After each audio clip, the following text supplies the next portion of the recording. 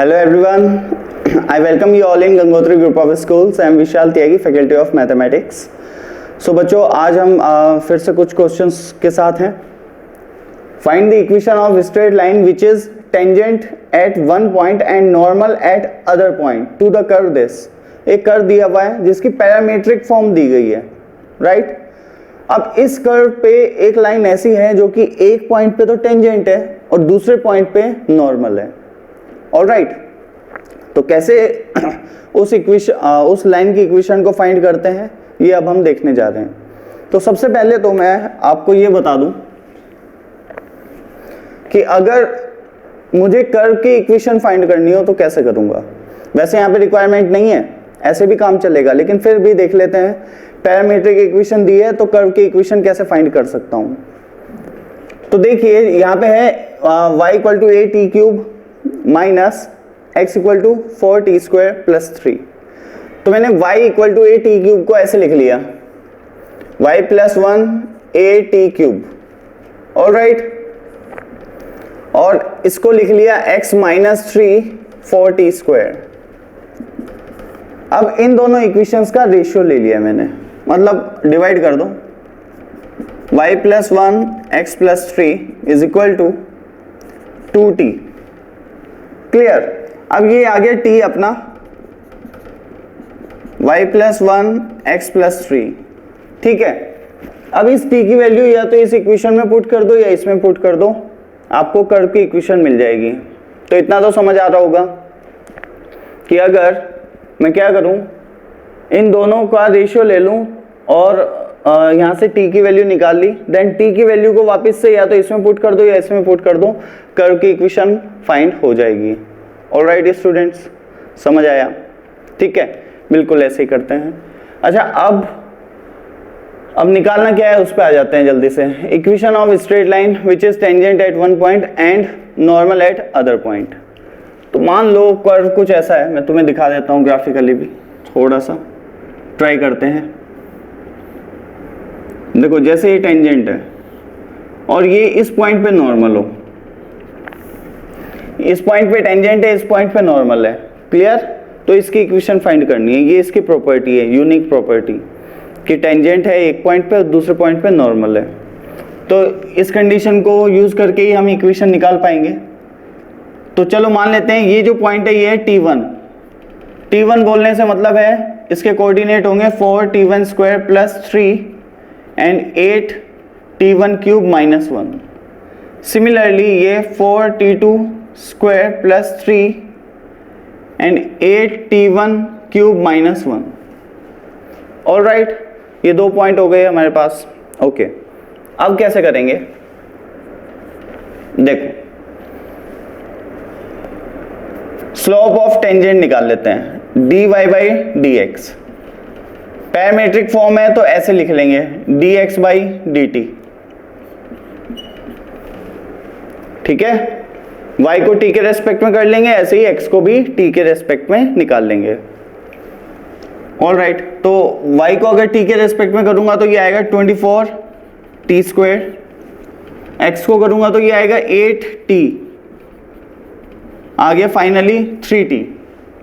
किस पॉइंट पे निकालना है, इस पे, तो t = t1 पे, तो 3t1। तो slope of tangent is 3t1, ठीक है। ओके, ये तो हो गया स्लोप ऑफ टेंजेंट। अच्छा, स्लोप ऑफ नॉर्मल क्या होगा बच्चों, -1 dy/dx एट t = t2, क्योंकि t = t2 पे नॉर्मल है, तो ये आ जाएगा -1 3t2। ये तो dy/dx था, तो -1 dy/dx कितना होगा, -1 3t, और t कितना है, t2 के इक्वल है यहाँ पे, तो t2 रख दिया मैंने, ठीक है। ये ध्यान रखें, जब स्लोप में t आएगा ना तो उसमें क्या यूज किया जाता है, या तो t1 या t2। ये मत सोचने लग जाना कि इसका x कोऑर्डिनेट रखेंगे t की जगह, पैरामीटर ही आएगा t, ठीक है। इस पॉइंट पे पैरामीटर कौन है, t1, इस पे कौन है, t2। तो इधर t1 पुट किया है, इधर t2 पुट किया है। अब ये दोनों ही स्लोप एक ही लाइन के हैं, सही बात है या नहीं? दोनों ही स्लोप एक ही लाइन के हैं, एक ही लाइन है जो नॉर्मल भी है और टेंजेंट भी है। तो मैंने यहाँ पे इस चीज़ का यूज़ किया और लिखा 3t1 is equal to minus of 3t1 is equal to t2 है ये। तो यहाँ से आ गया t1 t2 equal to minus of 1/9। All right, एक चीज़ तो मुझे ये मिल गई। दूसरी चीज़ हम क्या करते हैं ऐसे केस में, किस टाइप से करते हैं कि स्लोप तो हमें पता है। ऑल राइट, फिर क्या करते हैं y2 minus y1 upon x2 minus x1। उसके यूज से y2 minus y1 upon x2 minus x1 को किसके इक्वल रखते हैं, dy बाई dx के इक्वल करते हैं। बिल्कुल यही वही दिखा रहा हूं मैं करके। ऑल राइट, ठीक है, ये तो यहाँ पे हो गया। अब मैंने क्या किया, y2 माइनस y1 मतलब ऐसे कुछ कि 4t2 square plus 3 minus 4t1 square plus 3। अच्छा, ये y2 आना चाहिए ना यहाँ पे तो ऊपर, तो ऐसे करेंगे 8t1, ये t2 है, t2 cube minus 1 minus 8t1 cube minus 1 y2 minus y1 upon x2 minus x1 that is 4t2 square plus 3 minus 4t1 square plus 3। All right, y2 minus y1 upon x2 minus x1 is equal to 3 of t1 और minus 3 of t2 because both are equal. तो इसमें से कोई भी आप ले सकते हो भाई, दोनों इक्वल होंगे उसके लिए मैंने कंडीशन तो लिख ली है, ये तो मेरे पास है। अब आप इसे यूज कर लो या इसे यूज कर लो, इसके इक्वल मर्जी है, ठीक है। चलिए देखते हैं यहां पे क्या आएगा। तो यहां पे आएगा 8t2 cube minus t1 cube, तो इसे लिख लिया t2 minus t1, t2 square plus t1 square plus t1 t2। All right guys, ऐसा ही होना चाहिए। ओके, नीचे क्या आएगा देख लो, 4t2 minus t1 and t2 plus t1 is equal to 3t1 is equal to 3t1। All right, देखो ये तो कट हो जाएगा और 4 से ये कट होगा तो 2 आएगा। तो यहां पे आ गया, यहां पे लिख रहा हूं 2 of t2 square t1 square t1 t2। All right, and divided by t2 plus t1 3t1 cross multiply, तो 2t2 square 2t1 square plus 2 times of t1 t2 guys, and this will be 3t1 t2 plus 3t1 square. All right, okay, अब ये इसको इधर लिया हो, एक ही side में लिया हो सबको, तो ये आ जाएगा, एक मिनट, ये आ जाएगा 2 times of t2 square minus t1 square minus, या ऐसे लिख लो, minus t1 t2 minus t1 square is equal to 0। ये बन रहा है, ठीक है। ओके, यहां तक क्लियर है सारी कहानी। अब इसको कैसे करें, तो आप देख सकते हैं ये होमोजीनियस इक्वेशन है, तो t2 से डिवाइड कर दो या t1 से डिवाइड कर दो। जैसे याद होगा x square plus ax square plus 2hxy plus by square equal to 0 में x स्क्वायर से डिवाइड कर देते हैं, देन y बाई x का रेशियो हमें मिल जाता है, वहां से कैलकुलेट कर पाते हैं हम, क्वाड्रेटिक बन जाती है। तो क्वाड्रेटिक बनाने के लिए मैंने लेट से मैंने t1 से इसे डिवाइड कर दिया, तो ये हो जाएगा 2t2 बाई t1 का स्क्वायर। ऑल राइट, और ये हो जाएगा minus t2 by t1 minus 1 equal to 0। तो ये एक क्वाड्रेटिक बन गई है, किस टाइप की, 2x square minus x minus 1 equal to 0। इसे आप कैसे कर सकते हैं, ऐसे, ठीक है, 2x plus x minus 1 equal to 0, 2x मैंने कॉमन ले लिया, x minus 1 plus 1 x minus 1 equal to 0, और हियर यू कैन सी कि x इक्वल टू माइनस 1/2 और 1 आएगा। क्लियर? चलिए अच्छा 1 x equal to 1, that means t1 equal to t2, which is not possible, not possible. एक ही point पे tangent और नॉर्मल इस कर्व में ऐसा नहीं होगा, ठीक है, होता है वैसे लेकिन ऐसा नहीं होगा इस कर्व में, अगर इसे आप सॉल्व करके देखेंगे तो। क्लियर? वैसे पैरामीट्रिक जो इक्वेशन दी गई है उसी से एक बात पता चल रही है, तो ये तो कंफर्म है। नेक्स्ट क्या है कि x इक्वल टू कितना है, -1/2। तो यहां से पता चल गया कि t2/t1 इक्वल टू -1/2। क्लियर? तो t2 इक्वल टू कितना लिख सकता हूं, -t1/2। और अब मैं ये वाली इक्वेशन यूज करने जा रहा हूं, and we know very well कि t1 t2 कितना होना चाहिए, -9। तो t2 की वैल्यू मैंने यहाँ पे पुट कर दी, ये आ गया t1 स्क्वायर -1/2 -1/9। तो t1 आ गया बच्चों स्क्वायर रूट ऑफ 2/3। क्लियर है क्या? Square root of 2/3 plus minus of square root of 2/3, ये आ गया t1। ठीक है, अब t1 पता चल गया है तो इक्वेशन निकाल सकते हैं हम इजीली।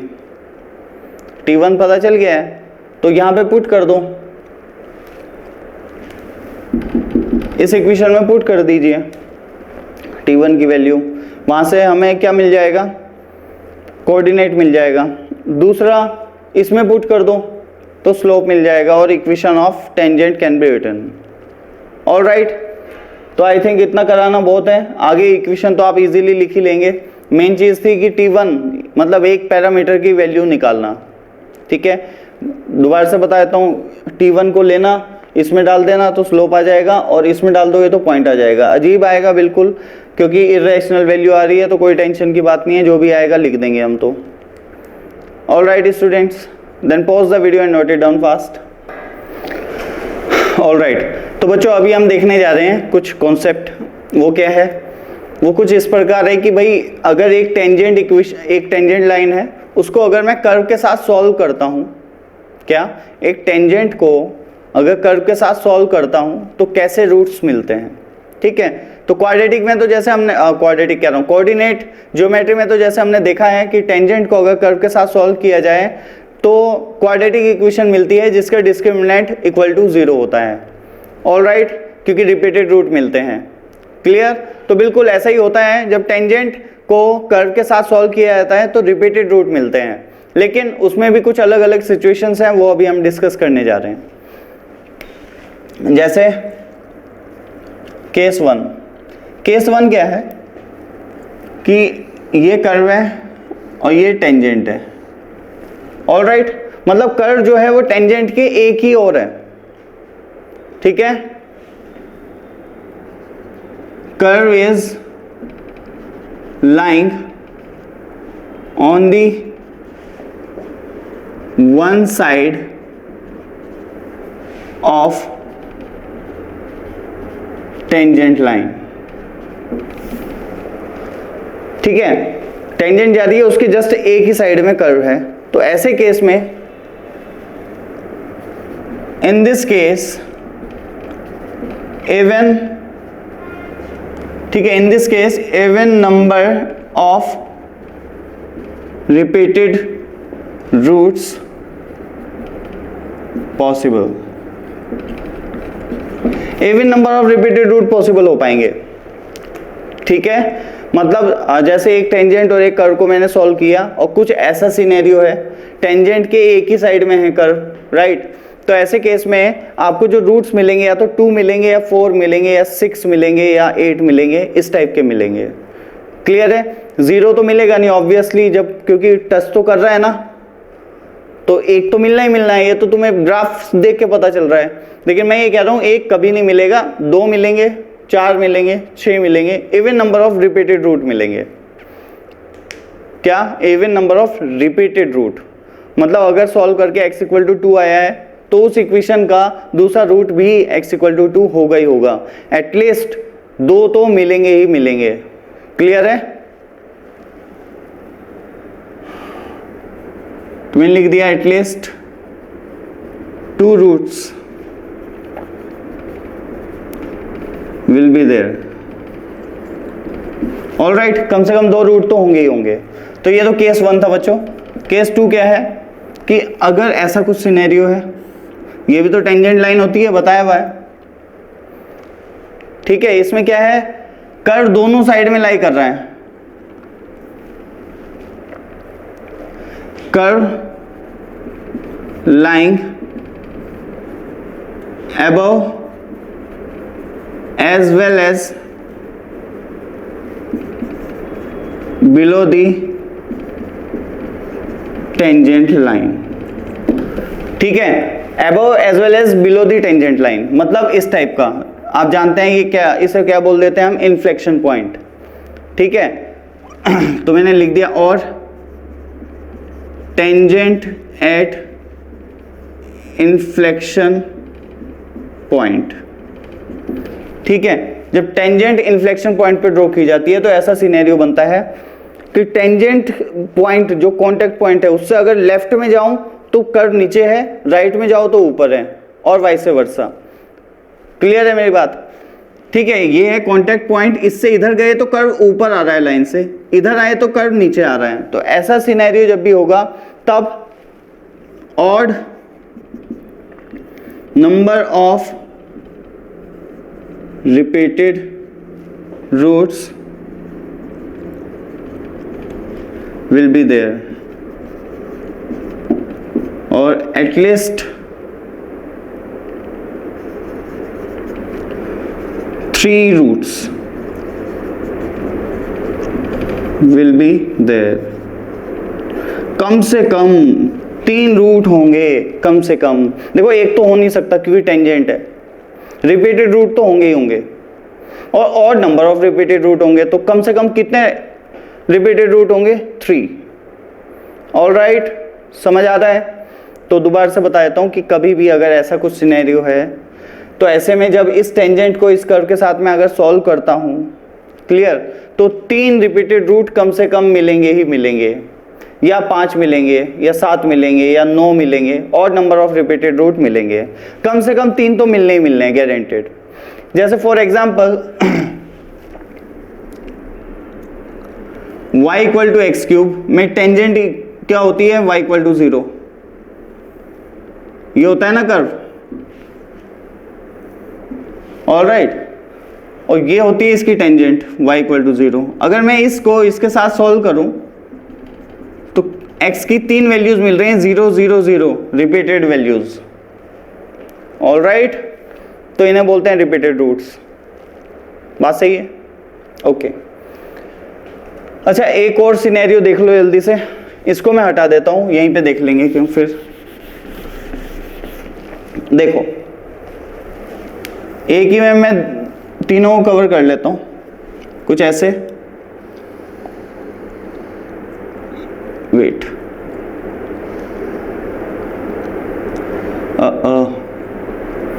एक मिनट रुको।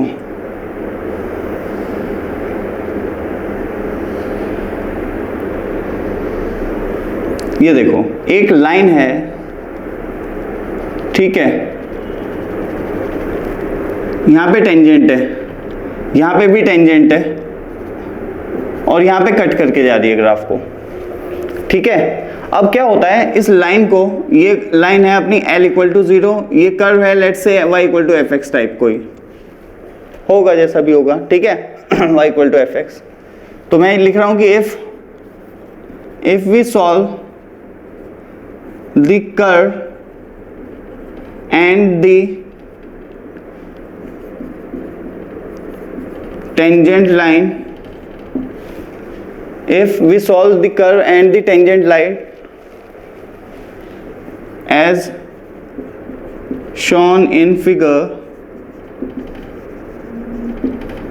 number 1, ठीक है, number 1, at point P we will, at point P we will get at least 3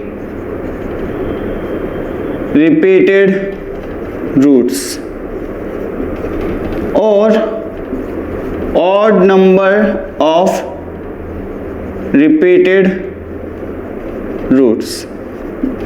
alright guys, मैंने क्या बोल दिया कि भाई अगर इस लाइन को आप कर्व के साथ सॉल्व करोगे तो एट पॉइंट P क्या हो रहा होगा, जब P जो पॉइंट है उसके जो कोऑर्डिनेट है, let's say it is x equal to a, ठीक है, मान लेते हैं जो उसका x कोऑर्डिनेट है वो क्या है, x इक्वल टू a।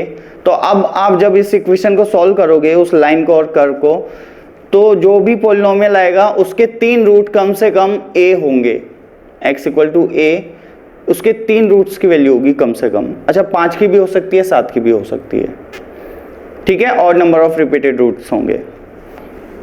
अच्छा, सेकंड में एट पॉइंट Q, इस पॉइंट पे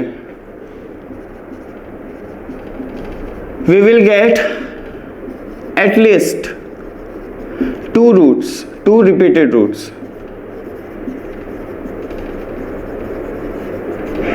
ऑलराइट, कम से कम 2 रिपीटेड रूट और even number of repeated roots. Clear है क्या? सेकेंड वे जो पॉइंट Q है इस पे कम से कम 2 इवन रूट, सॉरी, कम से कम 2 रिपीटेड रूट तो मिलने ही मिलने हैं। ऑलराइट, 2 रिपीटेड रूट तो मिलेंगे ही। अब क्या है कि और even number of repeated root, 4 भी हो सकते हैं, 6 भी हो सकते हैं, 8 भी हो सकते हैं, ऐसे करके कुछ भी आ सकते हैं, लेकिन 2 तो कम से कम मिलने हैं। तो मतलब जो वो इक्वेशन बनी है इस लाइन को और इस कर्व को सॉल्व करके, ठीक है, उसको अगर इस पॉइंट लेट्स से Q का जो कोऑर्डिनेट है वो x इक्वल टू b है, तो उस इक्वेशन के जब इन्हें सॉल्व किया तो वो जो पॉलिनोमियल आया है उसके 2 repeated root x equal to b होंगे गारंटेड, कम से कम 4 भी हो सकते हैं, 6 भी हो सकते हैं एंड सो ऑन, ठीक है। अच्छा, third one is at point R we will get exactly 1 root, ठीक है। एट पॉइंट R, जो पॉइंट R है उसके कोरेस्पोंडिंग सिर्फ और सिर्फ 1 रूट मिलेगा मुझे, क्योंकि ना टच कर रहा है, मतलब टेंजेंट तो नहीं है R पे, कट करके जा रही है। अच्छा, ऐसा हो सकता है कि ये लाइन कर्व पे क्या हो, नॉर्मल हो, फिर भी ऐसे बिहेव करेगी जैसे यहाँ पे दिखाया है मैंने, मतलब R पे नॉर्मल हो, तो नॉर्मल को अगर कर्व के साथ सॉल्व करोगे तो रिपीटेड रूट्स मिले, ऐसा कोई भी कुछ कॉन्सेप्ट नहीं है, ठीक है, टेंजेंट के लिए है सिर्फ और सिर्फ। ओके, यहाँ तक तो क्लियर होगी बात तुम्हें। अब मैं कह रहा हूँ कि जैसे मैंने आपको एक ग्राफ दे दिया, ये बता दिया टेंजेंट लाइन, अब मैं ये कह रहा हूँ कि यार जो ये लाइन है ना और इस कर्व को हमने सॉल्व किया, तो बताइए जो एक पॉलिनोमियल आएगा जब सॉल्व करने के बाद, ठीक है, जब लाइन को इस कर्व में पुट कर दोगे तो एक पॉलिनोमियल क्रिएट होगा, तो उस पॉलिनोमियल के मिनिमम कितने रूट्स होंगे, या उस पॉलिनोमियल की मिनिमम पॉसिबल डिग्री बताइए। क्या उस पॉलिनोमियल की जो बन के आया है मिनिमम पॉसिबल डिग्री बतानी है। तो मैंने कहा ठीक है, देख लेते हैं। मैंने कहा 1 रूट तो यहाँ आना ही आना है, पक्का है, 2 यहाँ पे आने हैं, कितने हो गए 3, और 3 यहाँ पे आने हैं कम से कम, तो 6। तो लोवेस्ट डिग्री जो पॉसिबल है उस पॉलिनोमियल की वो है 6, ठीक है। या वो जो पॉलिनोमियल है आई डोंट नो वो कितने डिग्री का है, लेकिन हाँ उसके मिनिमम 6 रूट्स रियल होंगे, क्लियर, उसके 6 रूट कम से कम रियल होंगे। ऑलराइट गाइज, समझ आई बात, ठीक है। तो बस ऐसे ही किया जाता है क्वेश्चंस, और ये कॉन्सेप्ट अगर दिमाग में रहेगी आपके तो कई बार कैलकुलेशन में हेल्प मिल जाती है, और कई बार डायरेक्ट क्वेश्चन भी बन जाते हैं जैसे कि आपको यहाँ पे बताया। क्लियर है स्टूडेंट्स? ठीक है, तो अभी क्वेश्चन में इसका कैसे यूज है वो देख लेंगे, उससे पहले आप then pause the video and note it down fast. Okay, तो देखिए ये जो अभी मैंने कॉन्सेप्ट बताई इसका यूज कैसे किया जा सकता है, अभी देख लेते हैं। लिखा है let tangent is drawn to y equal to x to the power 4 minus 16x square at x equal to 1, then find all the point of intersection between tangent and the curve. ठीक है, tangent और curve के बीच में जितने भी intersection point हैं वो सभी हमें फाइंड करने हैं। तो कैसे करें ये देखें जरा। सबसे पहले तो इक्वेशन ऑफ टेंजेंट लिखनी पड़ेगी एट x इक्वल टू 1, तो it should be this, we have the equation of curve is y equal to x to the power 4 minus 16x square and we have to draw a line at x equal to 1। ठीक है, और tangent line at x equal to 1। Then first we have to calculate dy by dx and that should be 4x cube minus 32x, right, and it should be evaluated at x equal to 1. If I put x equal to 1 I will get what, minus of 28, right guys।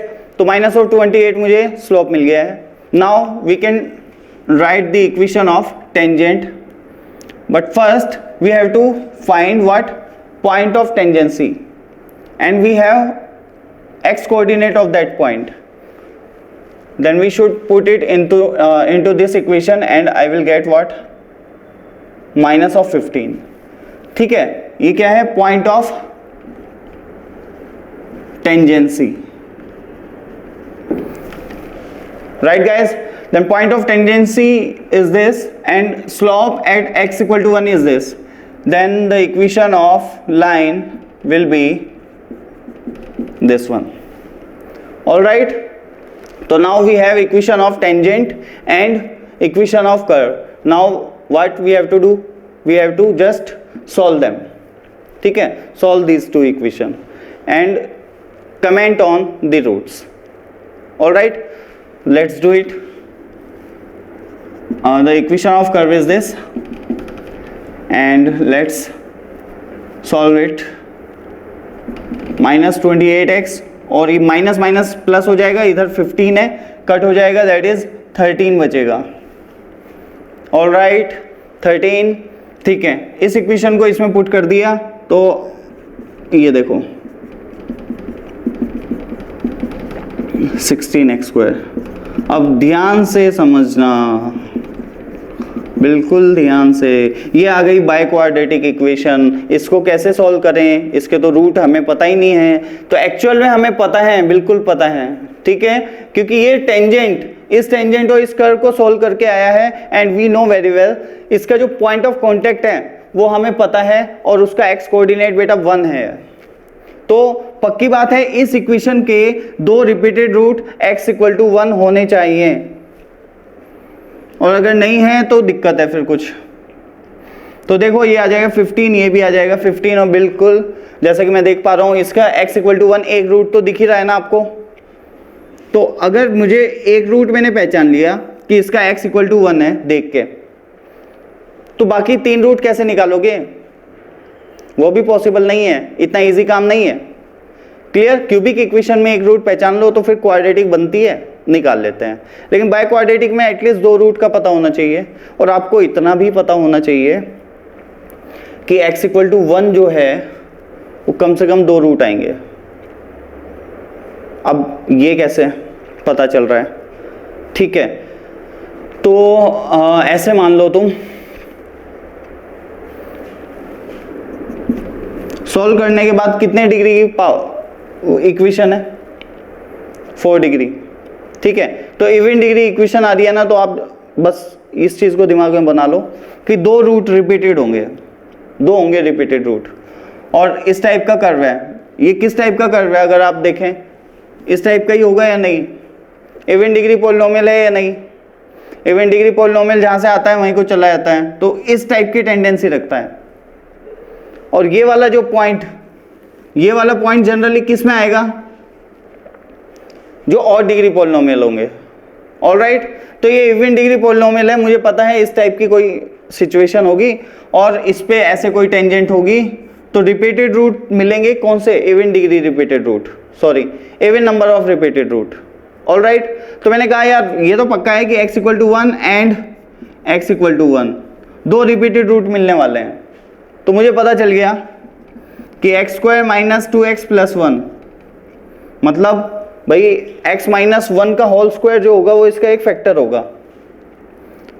मैंने लिख दिया कि x minus 1 whole square will be a factor, ठीक है, will be a factor of this equation. अब मुझे इसका factor तो मुझे पता चल गया, तो बाकी तो निकाल ही लूंगा मैं। क्लियर? कैसे? चलो सम ऑफ रूट निकालते हैं, alpha beta gamma delta. Sum of root कितना आ रहा है बच्चों? 16, और 2 का तो मुझे पता है 1 और 1 है 2, तो गामा प्लस डेल्टा कितना आ जाएगा बच्चों? 14, ठीक है। अच्छा प्रोडक्ट ऑफ रूट निकाल लो, अल्फा बीटा गामा डेल्टा, बताओ। माइनस ऑफ 13, 4 का प्रोडक्ट है तो इस टाइप का बनेगा कुछ, -1 की पावर 4, और ऊपर आएगा